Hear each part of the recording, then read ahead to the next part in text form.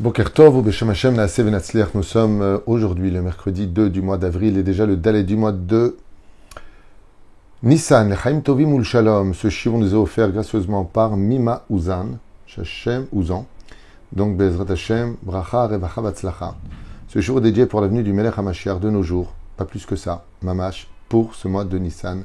La libération de tous nos otages, protection de Kol Am Israël ainsi que nos Chayalim. La réfoua shlema de tous les malades et blessés d'Israël. Pour le Zivugagoun de tous les célibataires en particulier, pour sa petite fille, pour sa petite sœur, Yona Bat Huta, qu'elle aime tellement. Et elle voudrait la remercier de toujours être présente et l'encourager à la réussite de tous ses examens. Yeshua Venechamot, quel message d'amour magnifique.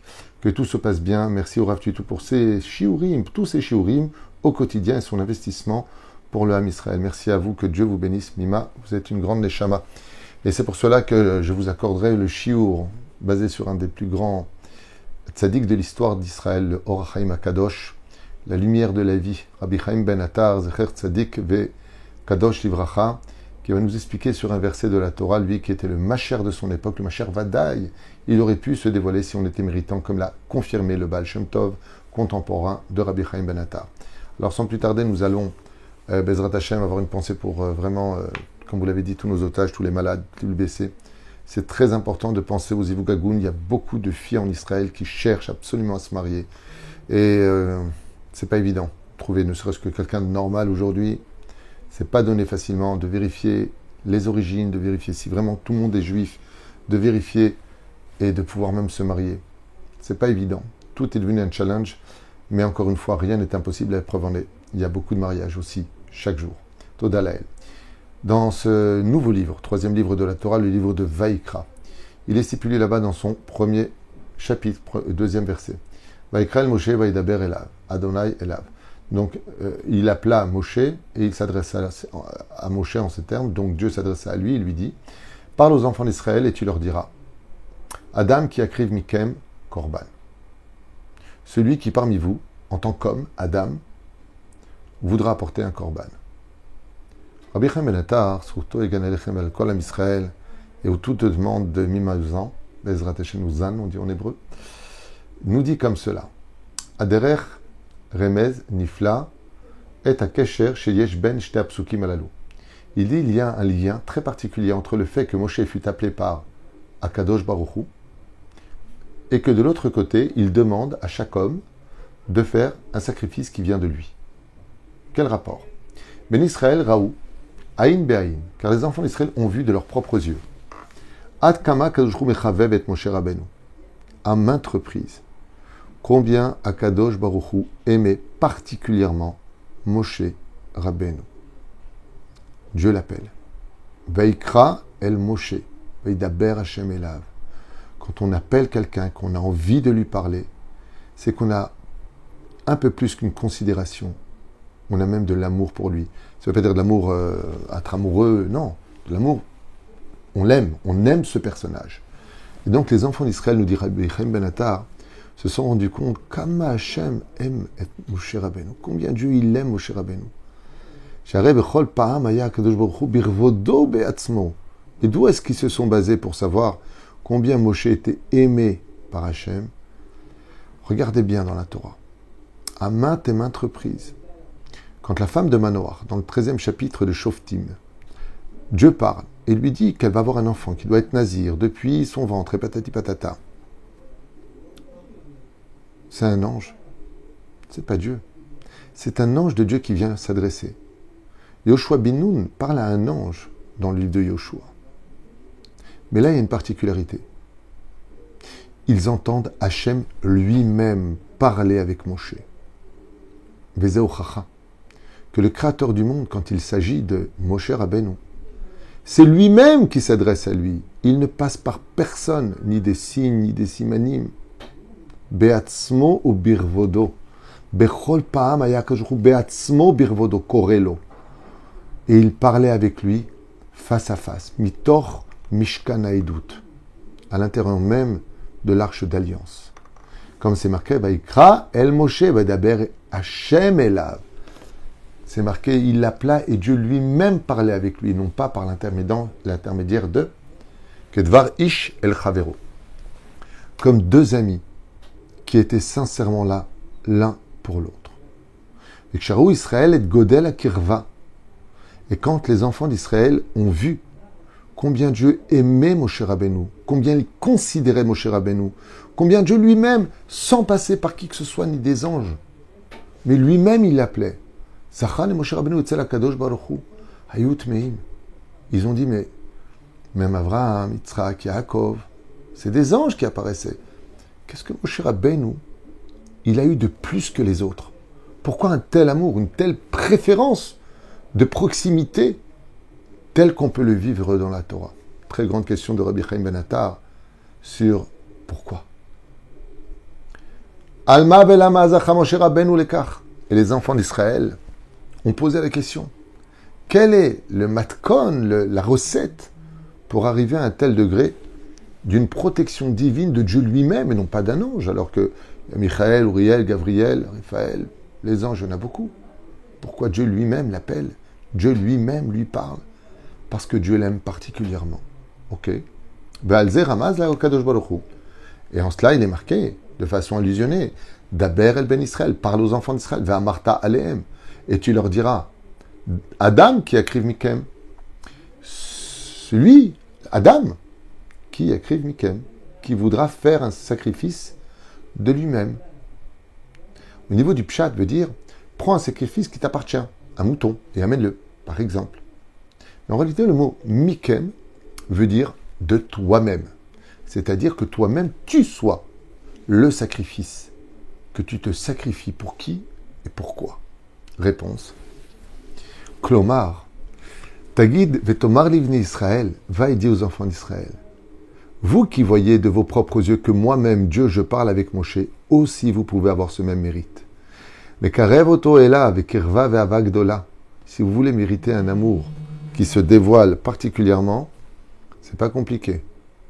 Qui parmi vous serait prêt à donner son temps, son argent, son énergie, tout ce qu'il est, sa maison, sa voiture, au service des autres? Voilà pourquoi Akadosh Baruch Hu parle lui-même avec Moshe Rabbeinu. Biglalchem baruchem. Achen romem Akadosh Baruch Hu et Moshe Rabbeinu. Car Moshe Rabbeinu n'a jamais existé pour lui-même. Il a existé, il a appris la Torah, il mangeait, il buvait, il s'occupait de lui. Mais tout ça, pour approcher chaque juif vers Hachem. Avdi berimo et PLP. Et c'est pour cela que la Torah nous dit PLP. Tout comme toi, tu ouvres ta bouche toujours pour défendre les enfants d'Israël, pour parler aux enfants d'Israël.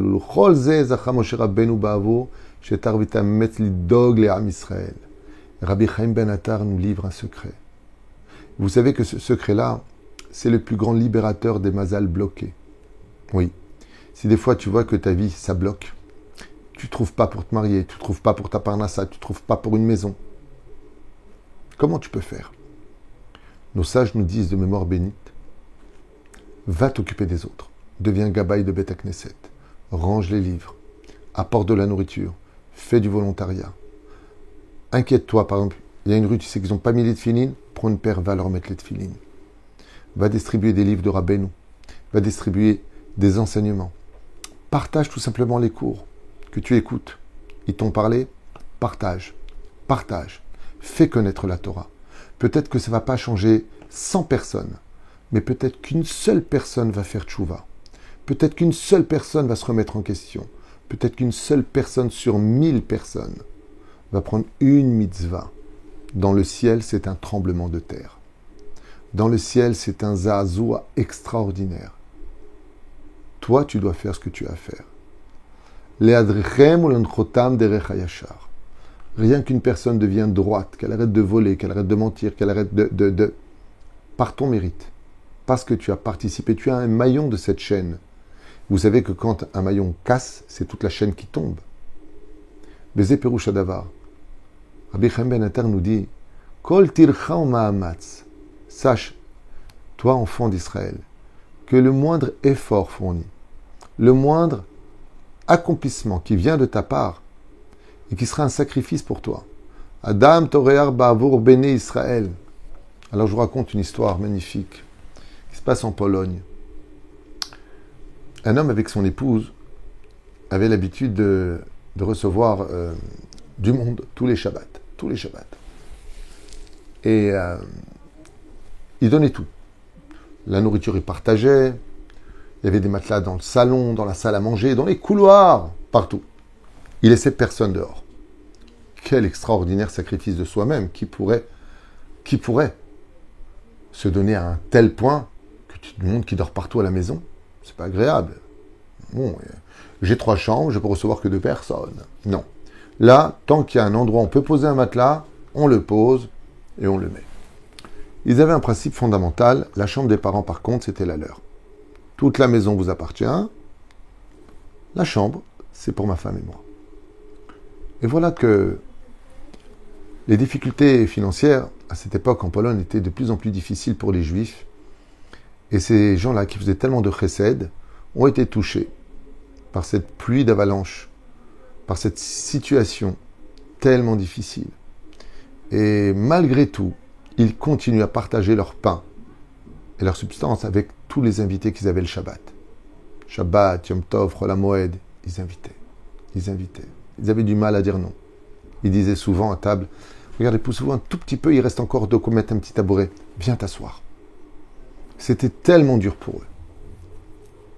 Et voilà qu'un Shabbat, plus de monde que prévu, tape à leur porte.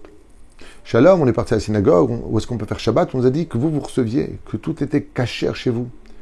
Et que votre épouse recevait vraiment les bras ouverts, que vraiment elle était Mekabelet Besever Panim Yafot, elle n'avait pas d'Aïnara, elle disait pas pourquoi toi et pas lui.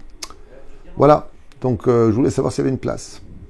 Et la maîtresse de maison, la rabbinite, Sadika, elle dit écoutez, je ne sais pas quoi vous dire, il nous reste une petite paillasse si vous voulez, pour vous, mais elle est dans le couloir. Donc peut-être les gens vous dérangez, peut-être qu'ils vont passer à côté de vous. Si ça ne vous dérange pas, on n'a plus que cette place. Et voilà qu'il regarda. Il vit la paillasse avec une espèce de toile qui entourait la paille. Et il accepta volontiers. Et juste avant que Shabbat ne rentre, on tapa à la porte. Et là, il ouvrit la porte. Et il voit un homme. Des habits pas très propres, un peu boueux, déchirés. Et une femme à côté, avec les cheveux un peu en l'air comme ça. Et il leur dit, Shalom, Shalom, excusez-nous, on cherche où faire Shabbat. Et on n'a pas. On ne sait pas où faire Shabbat. Est-ce que vous pourriez nous accueillir? Nous ne sommes pas de cette ville. Nous sommes d'Allemagne. Et on voudrait faire Shabbat quelque part. On est pratiquants. Et là, ils se regardent. Le problème, c'est qu'il n'y a aucune place. Ni à table, ni où dormir. Tout est plein. Ça y est. Ad efes makom, comme on dit en hébreu. Le mari regarde sa femme, la femme regarde le mari. Moi aussi, qu'est-ce qu'on fait? Il est prêt, il leur dit, écoutez, vous laissez dehors, c'est hors de question. On va vous rentrer. Et comme vous êtes un couple un peu... Vous avez plus de 50 ans, une personne mechoubadim, eh bien, l'homme se retourne vers sa femme, il lui dit, est-ce que exceptionnellement tu serais prêt à donner ton lit? Et la femme regarde le mari et lui dit, et toi, tu serais prêt à donner ton lit? Et les deux sourient, rigolent. Il se retourne vers eux et leur dit, venez, on va vous montrer votre chambre. Et pour la première fois, là où vous avez un principe, un feu rouge, un stop, ils leur offrent leur propre chambre. Et vous allez dormir où? Vous inquiétez pas. Vous inquiétez pas.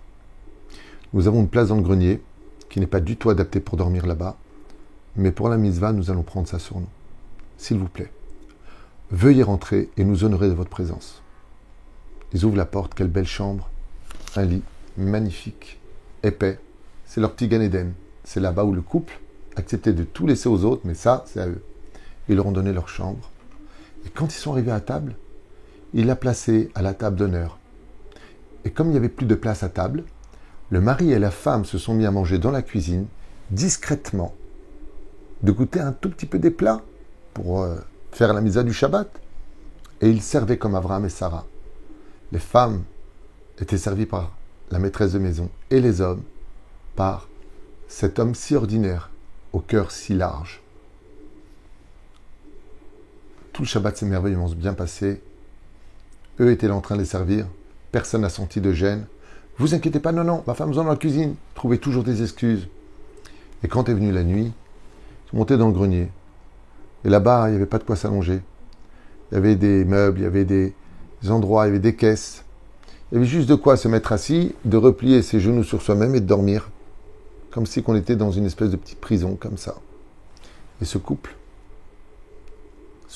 qui n'arrivait pas à avoir d'enfant, s'est retrouvé dans cette situation, dans cette posture si désagréable, à laisser leur chambre en bas, où ils ont demandé à la femme de dormir du côté de la femme et l'homme du côté de l'homme, comme le demande nos Chachamim.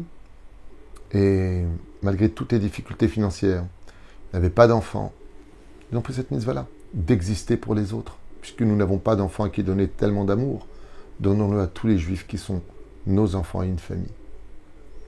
Alors, grande surprise, quand ce Shabbat fut passé, ils ont repris leur chambre, Kol Tov Veyafé. Ils ont reçu de bonnes nouvelles quelques bonnes semaines plus tard. Elle a appris qu'elle était enceinte. Miracle absolu. Elle ne pouvait pas tomber enceinte. Elle est tombée enceinte. Et le deuxième événement qui leur est arrivé, c'est que le couple qui est arrivé chez eux, à qui ils ont donné cette chambre, qui était d'une ville en Allemagne, c'était un couple qui avait pris, malheureusement, une mauvaise direction, qui ont été attaqués par des brigands, maltraités, ils les ont vidés de tout ce qu'ils avaient sur eux, et ils sont arrivés dans cette ville, ne sachant à qui s'adresser ou faire Shabbat. Quand ils ont vu quelle messirut nefesh, quelle empathie, quelle joie, quelle humilité, eux qui étaient si riches que ça, quand ils sont retournés en Allemagne, quelques semaines plus tard, ils leur ont envoyé une personne avec une énorme enveloppe, une richesse leur tombait dans les mains, de quoi vivre pendant plusieurs années, avec lequel ils ont acheté la chambre de l'enfant, ils ont pu avoir un bébé et profiter de tout. Le mot Mikem en hébreu s'écrit dans la Torah Mem, Kaf, Mem. Vous savez pourquoi? Pour te dire que quand tu le lis de ce côté-là, tu le lis de l'autre côté. Mikem, Mikem. Si tu es là pour l'autre, si tu sais te sacrifier pour l'autre, alors tu verras que le mot Mikem, c'est un miroir. Dieu vient nous apprendre, Rabbi Chaim Ben Attar nous dit ici, que Akadosh Baruch Hu Iten, donc je vous lis la suite, Besachar Zot Ma'ala Tova Meod. Le Créateur du monde adore tous les Juifs qui se sacrifient pour les autres. Velo Yafsid Mechamatkar. Et jamais tu perdras quoi que ce soit d'avoir donné quelque chose. Si on avait dit à ce couple, voilà, vous laissez votre chambre, vous dormez une nuit dans le grenier, un Shabbat, et vous aurez un enfant, ils auraient couru le faire, mais ils n'attendaient rien. Ils n'attendaient pas de salaire. Être là, sans déranger, sans demander, juste pour exister à travers les autres.